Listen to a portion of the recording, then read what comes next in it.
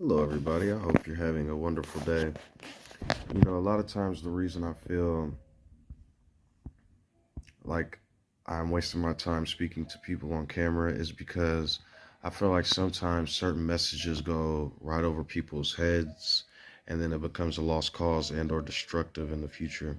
The reason I say that is because I've been on Facebook and as of late, since I can connect with the entire world because of social media now, of course, I'm seeing a lot of people post about like Jesus being the boss and the devil not mattering and all this other stuff, and Jesus is king and Jesus, Jesus, Jesus, Jesus. And the thing is, the problem with understanding a deeper message is that a lot of people can't swim that deep, so to speak. You know what I mean? I don't want people swimming to the bottom of lakes thinking it's something holy or something. It's a metaphor. And so, essentially, what I think the mistake a lot of people are making is that, like, I think the introduction of Jesus was to glorify and make God more powerful in the story or the lore. And so what's happening is you guys are just, you guys are turning Jesus into God, and you're not understanding the idea of his message. His whole story is that he was nothing. He was just another sacrifice. So what I'm going to say right now is when I read and try to understand religion and different books, from my understanding, I believe animal sacrifice, which is actually kind of arbitrary in my opinion. What you're doing is you're making another living being pay for your transgressions. So what you're basically doing is saying, "Oh, I messed up. Die animal. I'm holy." And that's what then led to human sacrifice and human murder on behalf of people's entities. So basically the idea of animal sacrifice, what it is, even the most logical understanding from what I can get, is that how you're sacrificing something for a god or something or for God. The idea is, even when Jesus came around, is you're the sacrifice, but not in the way that you got, like how he got put on a cross and stuff. You're the sacrifice. So like, okay, now I'm chilling on the couch and I have a phone call or a discussion with somebody. Now they can see what I'm saying on the outside, but they can't see what's happening on the inside. If you're the type of person that's willing to go into your imagination or your psyche, and you're willing to think detrimental thoughts about people, like somebody pisses you off, so now in your mind you're like hurting them, maybe punching them or doing something worse, maybe shooting them with an arrow, or I'm just trying to be PG with my words. I could say much worse things. But what I'm saying is, if you're the type of person that glorifies in that, like gets happy with that on the inside, that's like, to me and my heart, I feel like that's evil. If there is an evil, that's evil to me, because in my mind, you're basically already doing what could be done on the outside, but you're doing it on the inside first. So if you're murderous and willing to hurt people on the inside to make yourself feel better, you know what I mean? If you're okay with that and you go along with that, that's a murderous spirit. And so the idea is, I guess by nature, you could say that all animals or living things are like that. If you look at the animal kingdom, they murder things to keep out their territory, or they'll eat baby animals to survive and different stuff like that. Okay, what I'm saying is that's the idea of becoming self aware, the idea of knowing that I exist. And so, from there, I can then go do anything. But the idea of holiness, or the idea of even animal sacrifice, is you're then taking away you're taking away from what you have for a sacrifice for the Lord. So we'll see an animal sacrifice and we're just thinking, oh, they're just taking an animal and going to kill it. But you have to understand, in this day and age, technically an animal sacrifice will you just be taking a bunch of money and burning it up, because that was they didn't really have currency like that. And if they did, it wasn't like in this day and age. It wasn't huge capitalisms and stuff like that. Your food, the animal was your food. The herd was your food, or it was your welfare, so to speak. So if now I have 50 sheep and that's my living, because they're grazing and taking care of the land, and then and or they're making more sheep by breeding, and then I use the wool, and or that's my food and I'm eating. Now if I go and sacrifice one of those, I have less. I just got rid of my stock, so to speak, or I lost money, so to speak. But now that's the sacrifice. You gave it up for something else, something higher, something better. Now you take that out of the equation into going into the new day and age, the idea of that is what you're doing is you're taking away from a part of yourself. So no, you're not hacking off limbs, and no, you're not hurting yourself physically. That's self-harm and very dangerous, and something I would consider also evil, to take away pain, because I'm not calling the person evil. I'm saying it is destructive and harmful, and it can hurt yourself. So what I'm saying is, when those things come to your mind, when those thoughts come to your mind, what you do is you sacrifice those thoughts. So now I get a rising desire. Somebody's in my ear being super racist or pissing me off or doing something that can push me to wrath. Now on the inside, that's the Armageddon. No, he's not a dumb F word. No, he's not stupid. No, I'm not going to kill him. No, I don't think the world would be better off if a certain group or race of people were genocided because of how they act. You know what I'm saying? Those thoughts that come up.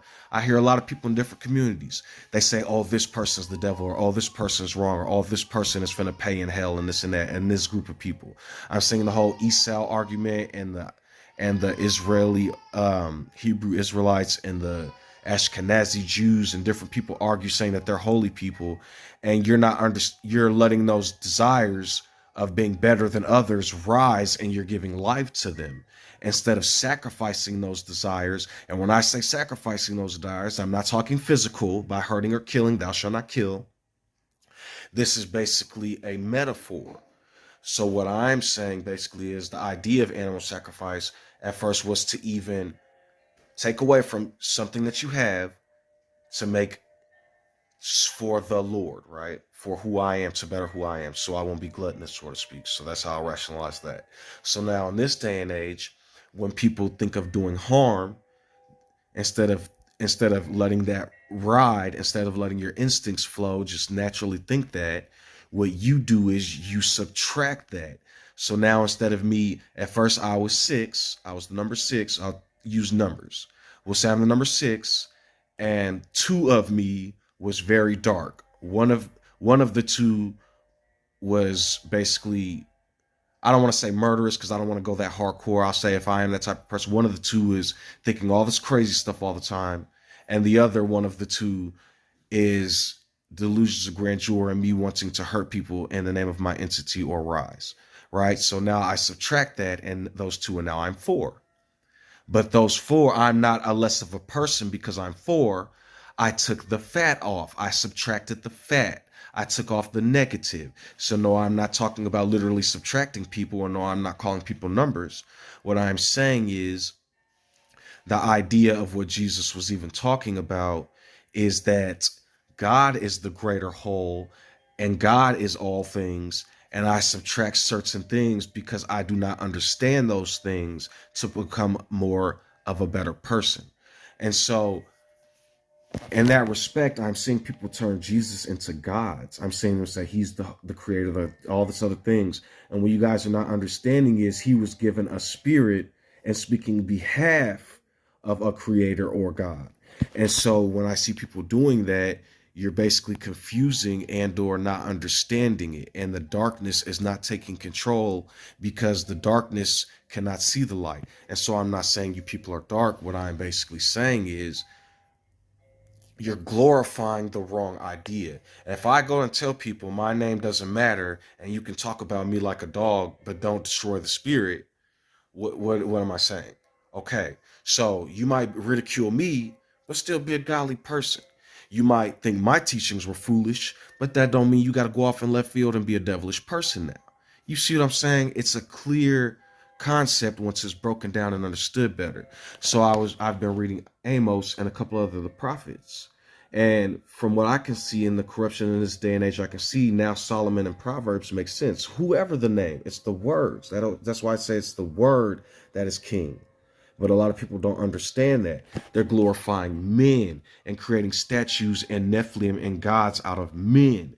And so then what's happening is you're giving birth to the idea of paganism. And so if you even understand and try to conceptualize the 10 Commandments, it says create no gods, create no pagan idols. So if I hear that, I'm thinking then now anything on the earth, you know, if I glorify and create to be the creator, I am then breaking the law. The law is not for punishment. The law is for edification, to protect. So if I give somebody 10 more commandments, or create, and I say it's the 20 commandments, 2 stones, 2 slabs that were incomplete because they were broken, because man became pagans and started worshiping a calf.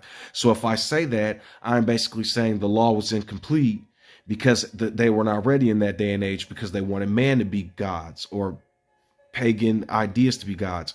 Then you go further down the line, when maybe Samuel or the people were here, they didn't want God to be king again. They wanted men kings, and then the emergence of kings arose. And then you go later down the line, they didn't want God to be their prophet. They wanted men to be prophets, and then prophets arose.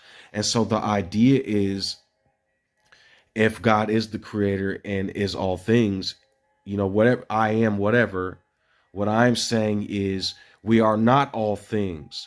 Even our bodies are finite. You know what I'm saying? I see men go towards having computers go towards the infinite. But what I'm trying to tell you is infinite doesn't stop. I think you're confusing the word big and infinite. If something is infinite, it never ends. And so that type of knowledge can never be conceptualized by something that's finite. Even if you are infinite, learning something infinitely is arbitrary and conceptually foolish. From my point of understanding, it is because I'm finite and I cannot understand the infinite. And so what you all are doing is you're trying to tap into infinite information and knowledge from other finite beings, and you're creating destruction out of it. So what's happening is, instead of Jesus being God, and I've said this over and over and over, no man can be the conceptual, that which is all things, because I am finite. I am simply man. And the type of God that I even am, the son of that which creates all things, a human, then I then try to conceptualize from my point of view and understand what I can understand, because then I will be a heretic, a liar, or a false prophet. And from what I can understand, what is best for me and the people around me is comfort, food, loving, peaceful life. I understand people like certain things. I don't have to indulge in those things, nor do I have to dictate over them and control them, say what they're going to do or not, because I will not be mocked, in the sense that if people like destruction, then you're not going to birth peace out of that. And the type of peace you do birth out of that comes from the idea of the system of entropy. First, there is chaos. Then out of chaos, from the entropy of that, becomes a stable system. Even a stable system will collapse eventually, because then chaos will erupt again. There cannot be continual chaos or chaos and peace, because there's entropy in between. Just like the idea of light, and just like the idea of moving at the speed of light. Nothing can build mass. Nothing with mass can build energy infinitely from our knowledge. And so what's happening is it's burning energy, not gaining energy. And so that's how basically all ecosystems and things exist anyway. Even if mankind did erupt and had a bajillion of kids over and over and over, then our resources would run out, and we would, from a physical standpoint, die, unless we became intellectual enough to hack the system in terms of becoming smarter and evolving our environment to maybe terraform other planets. When I say that, I do not give mankind the ideology to forsake their homeland and people, to use all money and resources to build a terraform planet for a few, like certain people in the billionaire world and community. Toy. So I think concepts, when explained better, and what I'm seeing a lot of holy men do, they're still just spitting out concepts and vague phrases and holy phrases, which is confusing people. So I was talking to a man on Facebook about something. He said every day is numbered except the Sabbath. And then he said the Sabbath has no number. And I said, okay, my guy, from a physical standpoint, what you just said was illogical, because even in that book you read, all the days are numbered. It says on the 7th day he rested. Then he didn't say nothing about the Sabbath at the beginning. It was called on the 7th day he rested. And so then when I look and go deeper into that, I understand that men just are creating anything and then treating it from a holy, it has to be concrete standpoint. And so they're rejecting the stone of reality and common sense, and they're creating concepts. Well, how we say the little piggy built his house out of straw and wood. And what happened? The big bad wolf blew it down and ate the pig. Well, I mean, so I'm sorry. The piggies had to run to the brick house with their brother. So what I'm trying to get you all to understand is that sometimes when it says you need to study, learn and understand and gain knowledge, what you need to do is, instead of just reading a bunch of stuff and then go parroting that knowledge, you need to read certain things, understand, learn it from a personal standpoint, and just stop taking other men's words like Amos, Jeremiah, and Ezekiel and lighting the land on fire. You're taking their oppression and their poems, and then you're turning it into physical canon law. There's a funny line in Rick and Morty where he says to Mr. Nimbus, "Don't establish canonical backstory with me." And then the scene fades. That's what you're doing with Jesus and different prophets. You're establishing canonical backstory with them, and you know nothing about their life or story. You only know the poems that they're writing, but you're not understanding the oppression that they actually dealt with. And you're not understanding it from a physical, real point of view. So what you're doing is what a lot of pagans in the past did when they try to translate things. They put their gods and knowledge and understanding, and they parrot it, but then steal the words. So hurt not the oil and wine. That makes a lot of sense. They're taking the word and adding God pagan names to it. So back to the idea of the Sabbath, and Yahweh. What you guys are doing is you're taking phrases, and instead of translating them for the times or the language that you speak, you're keeping them as names. So taking I am who I am and day of rest, and you're keeping it as Sabbath and Yahweh. So what you're doing is you're creating pagan gods out of it, and you're creating a name out of it when it's a phrase. It's a part of the word. And so when things aren't understood, you're conceptualizing darkness because you're building in the dark. And then when you turn the lights on, you just have a mud house. You're like, oh my goodness. And then any type of storm can come through. Remember, I am the storm. And so I'll give you a concept real quick. I am all things, and man cannot conceptualize this. So what they do is they try to understand all things and fail in doing so. And so instead of understanding the words that I've given them, they try to conceptualize all this other stuff and add evil to it. And then they don't understand me or my concepts. So if I am all things, I am life and death. If I am all things, I am light and darkness. So what mankind is doing is they're giving me individual attributes and destroying themselves, creating a system that they can't live by and or uphold because they're breaking the concept in half and only taking a part of the half. And as I've said before, you can create fractions, fractals, and anything else, but you can never be greater than the whole. So one is greater than 0.9999999 infinite to the ninth power. Because lo and behold, you can never all you ever do is take a part of the whole, because then if you take the whole, you'll tear yourself apart. And I've said before in a couple of my videos, the idea of a number divided by 0 would technically not be 0, but still the number, because you didn't divide it by anything. You didn't do anything. But 0 divided by a number doesn't exist because you can't divide by nothing. It's undefined. So what you're doing is you're dividing in the dark by nothingness and not understanding why you're not coming up with any results or numbers or a balanced equation, because it's undefined. As I've told you all before, we're all alive. And it's just like when Jesus says, I go to a place that you cannot go, because he was designed to be a sacrifice, which is not something that you all should think of physically. You all need to understand that I am, and so I speak on behalf of somebody else. And so you cannot conceptualize all things. And so you need to stay on the side of the fence I tell you to stay on, and understand the words that I give you, and stop trying to create on the other side of the fence, because the dogs and the wolves that are on that side of the fence are going to tear you apart, if that makes sense. So, that's why I give certain words and try to tell people to understand, but also I tell you I'm not a dictator. Do what you will, because that's what you were given, free will. And so if you were in a survival situation and you go, oh, I shouldn't kill, you're using something out of context. Yes, you shouldn't kill, and you do what you will, because things are written for a reason. But at the same time, I'm not just going to sit back and be a physical sacrifice for somebody. I'm going to defend myself. So I'm conceptualizing and thinking at a higher level. And so if you just think at a two-dimensional level and think in linear in a 2D line, you're not understanding the dimensions of space. And so what I will say is, people mess with certain words like dimensions and multiverses and different things like that. The word dimension is just a point on a graph or a plot. And so if you treat space, 3D space-time, when you say the word dimension, you're just talking about another point on the graph or the plot, whatever. So if I was to say somebody is in a different dimension than me, if maybe in another galaxy or attached to another black hole and another star system, we'll call that solar system B, there could be life everywhere. There could be other life in this solar system.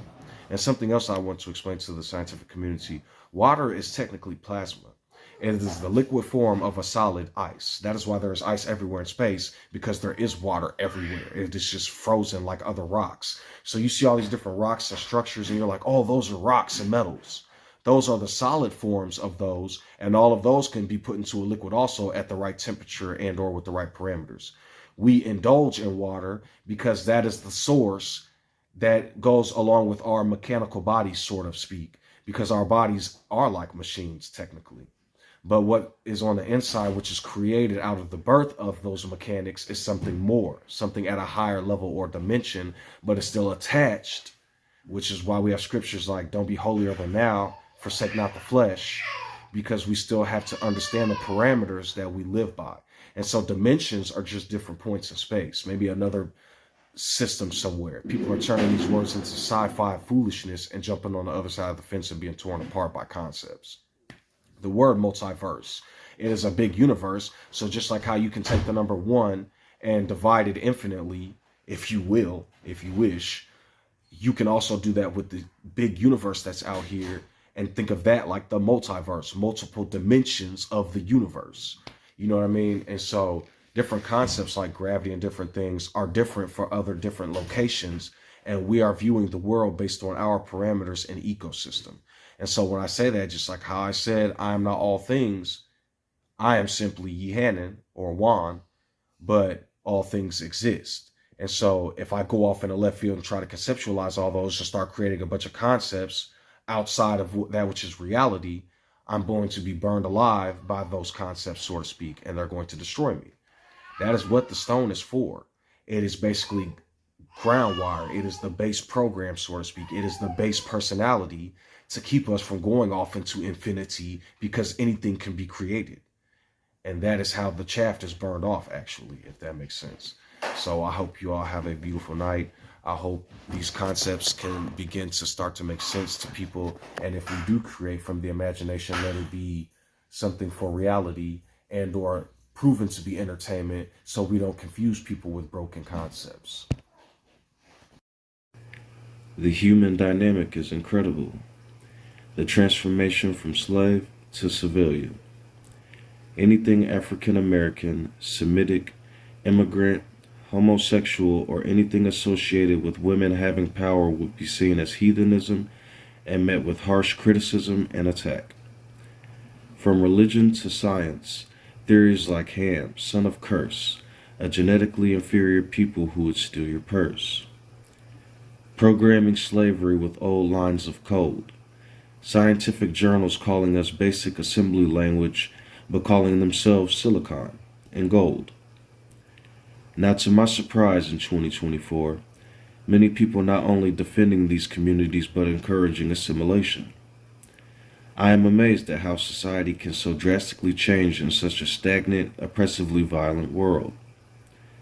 I am also discouraged by what people with corporate money, elected public positions, and privately appointed or inherited power do with such responsibilities. The stealing and degradation of cultural practices like the detrimental lyrics and images of buffoonery and rap, the sexualization of women and gay pride, the intentional segregation of people from different lands, and the anti-Semitic demonizing of people within the Jewish and Muslim communities. Plastering sex all over the notes and inducing a rhythm of hatred and murder. Soothsaying with pretty siren-like melodies to influence young influential minds to be manipulated by words of destruction. Half-naked dancers with the roaring thunder of the drums of my people still in chains while perpetuating the falsehood of democracy. Attacking anyone who tries to rebuke the powers of insanity for the prosperity of a diverse singularity. blackmailing and gaslighting anyone who tries to break the chains of industry darkness. My people going from fields to factories to now entertaining the masses with corrupt, arbitrary foolishness. The same curses and plagues that were given, so shall the child receive. A loss of a fraction will leave the majority to grieve. The news, or entertainment for the wealthy uses propaganda-like rhetoric to manipulate society. They purposely create a matrix of psychological fear and terror to program the minds of the dead. They create a hierarchy between the less fortunate and those who believe to be greater than them.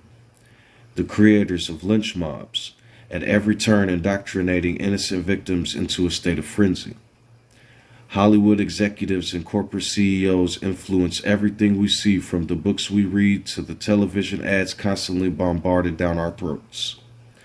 Images of naked lust and raw violence.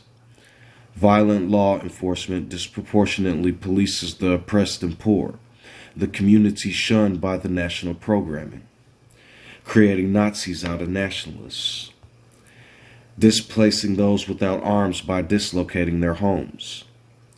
Now CEOs of social media connect psychopaths without parameters by using basic language models to moderate advanced sociopaths.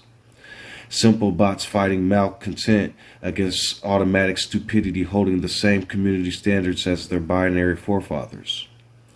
No real guidance in a world of confused children begging for truth through the TikTok and YouTube algorithms.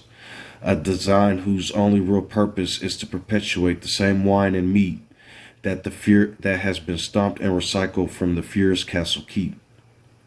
Cain's bread, a budding yeast in the dictator's head, a parasitic pathogen manipulating the host. Ophiocordyceps unilateralis sensu lato, a phrase that represents what true evil does the most.